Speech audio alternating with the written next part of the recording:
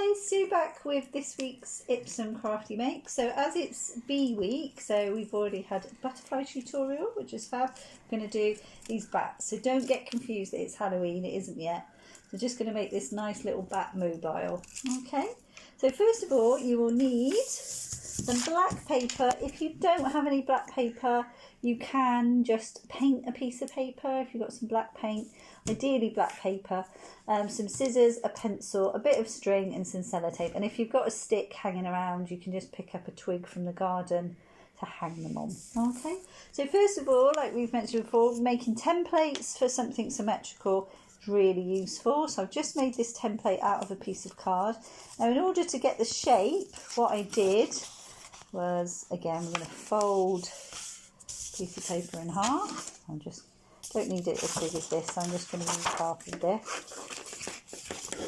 Okay, so always templates are really useful. So I'm going to fold it in half. So to create the bat shape, so we're going to come in straight, we're going to have an ear shape, and then we're going to do a nice curve up, and then a curve round, and then we're going to do one for the wing, and then we're going to come round and down to a point, and that'll be the body. So you want something a bit like that. I mean, I've included the ear, but you don't really have to do that as long as it's got this sort of curve shape. So you cut that out. Remember, always to draw on the fold. You should end up with something like this. So this is your template. Now, if you're using a pencil on black paper or card, you should be able to see it. And what I've got is, I've got a piece of card, paper. It's quite thin, so I'm able to cut a few out at a time. So always place a template or something in the corner of the paper, so that, again, you're not wasting lots of paper. Just going to draw all the way around there like that. So if you make your template out of a cereal box or something like that, it makes it nice and firm, so that when you draw around it, it's much easier.